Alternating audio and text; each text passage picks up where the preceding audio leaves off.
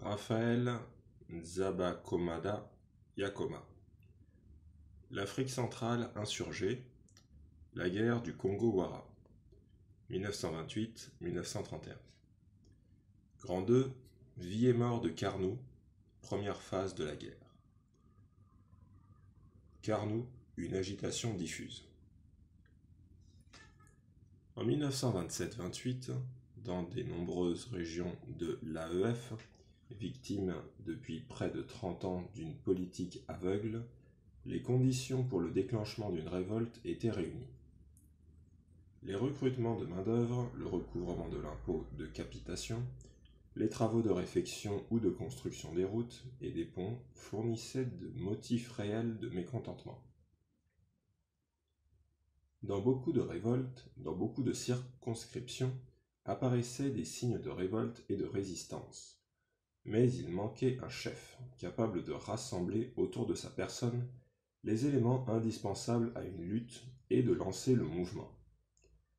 Carnot, considéré à juste titre comme l'âme de l'insurrection de la Haute-Sangha, appartenait à cette catégorie d'hommes. Petit 1, Carnot, l'homme et sa doctrine. Jusqu'à nos jours, les quelques publications sur les révoltes de la Haute-Sangha ou les ouvrages généraux ne nous ont rien apporté de précis sur l'origine de Carnot. Ce pseudonyme était l'objet de transcriptions ou d'orthographes fantaisistes. On pouvait lire Carinou, Carnot ou Carnon, selon les auteurs et les documents. Tout récemment encore, l'Union nationale des étudiants centrafricains, dans sa tentative de reconstitution historique de la lutte des peuples de l'Oubangui-Chari, parlait de Carinou ou Parénou. De même, Rodolphe Idilala, dans sa brochure 4 études ethnosociologie et d'histoire, Carnot, de son vrai nom Barka Ngaïnoubé, naquit vers la dernière décennie du XIXe siècle dans le village de Seripomba, non loin de Boire. Il était l'un des nombreux enfants de Bayanga Ngbana Ngewen. Sa mère, brouillée avec son mari, retourna dans sa famille emmenant avec elle le jeune Ngaïnoubé jusqu'au moment de ses prédications, selon les témoignages de ses parents encore vivants. Carnot n'avait pas été plus loin que les rives de la Nana et de la Mambéré. Tout comme les jeunes de la région de Boire-Babois, Bokaranga et Pawa, il fut initié à la société secrète des Labis pendant son adolescence, mais ne devint jamais le chef de cette secte, comme l'ont supposé certaines autorités coloniales, telles Marchessou, inspecteur des Afriques administratives du Moyen-Congo, chargé de la répression de l'insurrection dans les régions de Boda, Bambio, Beranjoko et Epena, et son ami Julien Maigret, rédacteur au Monde colonial illustré, et le sociologue centrafricain Rodolphe Idilala. Il fut remarqué, pendant sa jeunesse, pour son adresse à la chasse et à la pêche, et ce fut au cours d'une de ses promenades en brousse qu'il reçut l'inspiration. Il ne nous a pas été possible, malgré nos investigations, de connaître d'une manière précise la date du début des prédications de Carnot. Cependant, il est certain qu'en 1928, il prêchait depuis plus de 3 années déjà. De même, l'origine de son inspiration ou de son illumination est difficile à déterminer, car les versions varient selon les rapports administratifs et les témoignages. Pour les uns, Carnot aurait été inspiré par la chute d'une étoile dans la Yolé ou la Nana. Pour les autres, il aurait, par 2 fois, en retirant les nasses qu'il avait installées dans un petit cours d'eau situé à l'est de Naheng, pris des poissons fumés ou déjà séchés. Mais le jour suivant, ces nasses auraient été remplies de poissons frais. À partir de ces événements, il commença à avoir des visions. Il se mit à prédire l'avenir, à faire des miracles, se déplaçant sur une pierre en particulier. Il pratiquait des séances de ventriloquie, était capable de rouler par terre, simulait dans sa grande case des disputes avec le commandant au cours desquels ce dernier le traitait de sale nègre de cochon. Pour tous ses compatriotes, ces dons étaient une grâce de Dieu. Bien que les informateurs de Crubilé, conducteur de travaux agricoles et chef de la subdivision, parlassent de lui comme d'un zabourou, c'est-à-dire d'un diable. Dès lors, Barkhan Gainoubé se baptisa Carnot. Littéralement, ce nom signifie « celui qui ramasse la terre », qui peut la rouler comme un objet, telle une natte. Mais il a une résonance plus profonde. Carnot était l'homme qui connaissait le secret de la terre, qui pouvait la dominer et la tirer de toutes sortes de malheurs. Ses prédications furent dès le début dirigées contre les Européens et contre la colonisation dont il annonçait la fin. Mais Carnot se disait cependant non violent. Après son illumination, il avait abandonné le couteau de jet et la sagaie qui ne le quittaient jamais naguère pendant ses promenades en brousse. Désormais, malgré sa jeunesse, il marchait en tenant 2 bâtons de commandement, d'une part d'une canne de bambou appelée Tikin Angbaya, d'autre part un morceau de bois, un kondi, en forme de manche de houx, c'est-à-dire de Kongowara. Aux nombreux visiteurs qui venaient le voir à Naheng, il remettait ce kondi en forme de Kongowara, qui avait le pouvoir de protéger ceux qui le possédaient des brutalités, sévices et balles des Ndasara, des gardes et des blancs. D'où le nom de Kongowara donné à l'insurrection. Carnot avait aussi recours à une plante appelée deng, qu'il distribuait et qui devait suffire à chasser les Européens et les transformer en gorilles. Enfin, parlant de lui-même, il affirmait que, même si le commandant du poste administratif venait lui faire la guerre, jamais il ne bougerait ni ne fuirait, mais qu'il dirait seulement « tue-moi ». Bien que, selon certains témoignages, il n'ait jamais vu de blanc et ne voulut jamais en voir, il était virulent contre les colonisateurs. Symboliquement peut-être, il refusait de se couvrir de produits d'importation et se contentait de peaux de mouton et d'écorces d'arbres. Et dans ses discours, il ne cessait de proclamer la fin de l'autorité des Blancs et des Ndasara. Il lançait des appels à l'unité des différents clans Gbaya et des différentes tribus noires. Il exhortait ses condisciples à ne pas payer l'impôt et à se soustraire aux diverses exigences de l'administration, telles la prestation ou le recrutement pour le chantier du chemin de fer Congo-Océan. Il annonçait qu'une nouvelle ère naîtrait, que les Blancs seraient transformés en esclaves et débroussailleraient les champs à la place des Noirs. Ce renversement dialectique de la situation serait accompagné d'une période d'abondance où les greniers seraient pleins, la pêche et la chasse florissantes, où la liberté retrouvée permettrait l'union de tous les Noirs, union, nous l'avons écrit, déjà préconisée dans la désobéissance. Ce discours, tantôt conciliant, tantôt très dur, ne tarda pas à exercer une influence sur les populations. D'autant que la situation était favorable dans la région de Boire, Babois ou officier Carnot.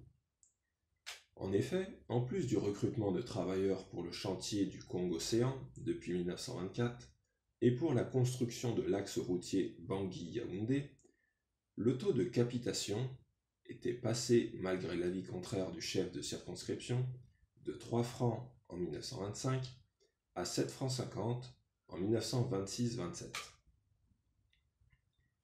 Un certain nombre de faits commencèrent alors à inquiéter l'administration. Au premier trimestre de 1926, alors que la perception était presque achevée à Boda, Berbeti, Baïki et Nola, les régions de Boire, Babois et de Carnot n'avaient encore payé que la moitié des montants prévus. De même, au 30 juin 1927, le reste de l'impôt à recouvrer dans la circonscription s'élevait à 169 493 francs 50, dont 105 936 francs 50 pour les régions de Boire-Babois et Carnot, De même, 179 personnes seulement purent être recrutées pour aller travailler sur les chantiers du chemin de fer, alors que 980 recrutements étaient prévus pour la région de Haute-Sangha. Cependant, jusqu'à la découverte de l'existence de Carnot en juin 1928, l'administration imputa ces différents événements à l'existence d'un certain malaise au sein de la population, qui se traduisait aussi par une fuite vers les campements de brousse, et ne préconisa comme remède que la réoccupation des postes de Boire, de Babois, de Baïki et de Berbeti inoccupés depuis longtemps.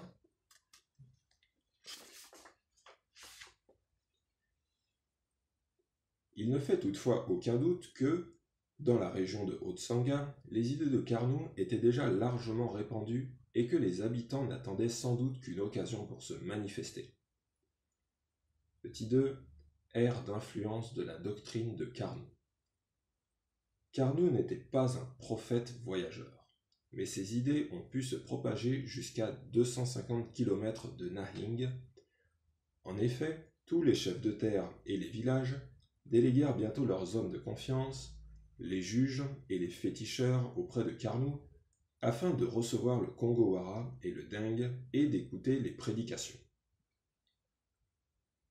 Ils venaient de toutes les régions et appartenaient à des tribus différentes.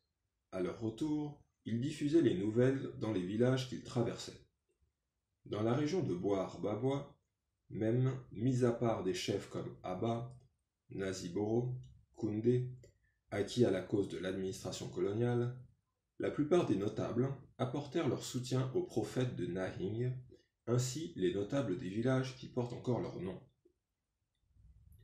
Koursou, Mpokurta, Nabawe, Kpote, Lokoti, sur la route de Bangui à Boire, Herman, Nokobude, Ndale, Zotwa, Bingé, Dongé, Bayanga Didi, entre Boire et Babois, Megaro Niem sur le reste de Boire à Bokaranga. Autour de Beibokoum, à 250 km environ de Boire, le chef Yanga du village Zaorolim, après un séjour à Naing, mena une vive campagne dans le pays pour rallier les Baya, les Mboum et les Pana. Le prestige de Yanga ne cessait de grandir. Les Boum de Zaoroman, Baberi, Mbere, Beimunia, ceux de Denga, se joignirent à lui pour organiser une lutte contre l'occupant. Chez les Gbaya du Cameroun, région de Bétar, Bertois, Batouri, Meganga et Gaoudéré, le principal disciple de Carnot fut Ngaro Gbaya. Les chefs Yakolé, dont le village se trouve à 250 km de Nahing, sur la route de Bangui à Boar, et Zaoulé du village Bobangon, à 300 km environ du lieu de résidence de Carnot, déléguèrent des représentants auprès du prophète. Dans la grande forêt de Bambio, à Beranjoko et jusqu'à Epena, les enseignements de Carnot furent assurés par Bayembo, juge de Dengue, qui rallia les chefs de guerre tels que Komanda et le vieux Beranjoko à la cause du nouveau Messie.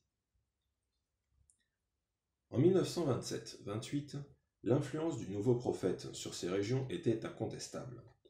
Les visiteurs le comblaient de cadeaux, paniers de manioc, poulets, cabris. Ils refusaient les dons en argent, par principe, car cela faisait partie des malheurs apportés par les Blancs. De grands chefs lui amenèrent leurs sœurs ou leurs filles pour les lui donner en mariage. Sa maison, grande comme une église, assez propre, était bondée de personnes à qui Carnot, en retour, faisait des cadeaux ou offrait des repas. Son ascendant sur les populations était très fort. Il était craint et respecté et son enseignement se propagea pendant plus de 3 ans sans qu'il y ait eu de dénonciation. L'administration en fut frappée.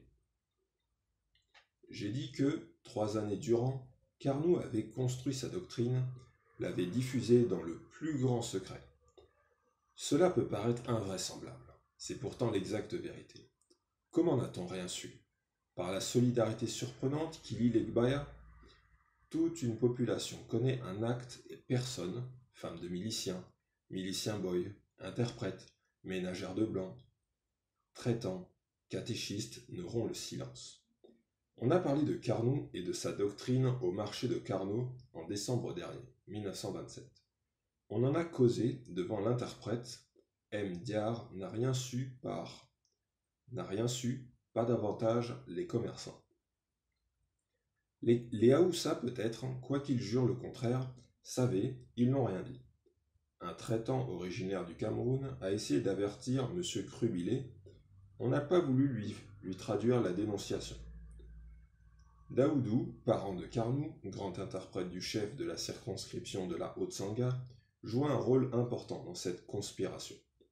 Engagé depuis 1910 dans l'administration française puis allemande, il jouissait, à la veille de l'insurrection, d'un grand prestige auprès des gardes et bénéficiait de l'estime des agents européens de l'administration, en particulier de Dare, chef de circonscription, et de son successeur Leroux. Convaincu par la prédication du Messie de son village, il se mit à son service, le renseigna régulièrement sur les déplacements de l'administration, sur les mesures qui se prenaient dans les postes administratifs et sur tout ce qui s'y tramait. Il menaça et étouffa toute tentative de dénonciation. Il contribua ainsi à tenir dans l'ignorance le chef de la circonscription et à favoriser la libre diffusion de la doctrine carnouiste. Au fur et à mesure qu'elle se propageait, les nouvelles idées, et surtout la possession du Congo-Wara, suscitaient la combativité des populations. La théorie de la non-violence, le refus de verser le sang, furent laissés de côté. Les populations convaincues de leur invulnérabilité choisirent l'action violente.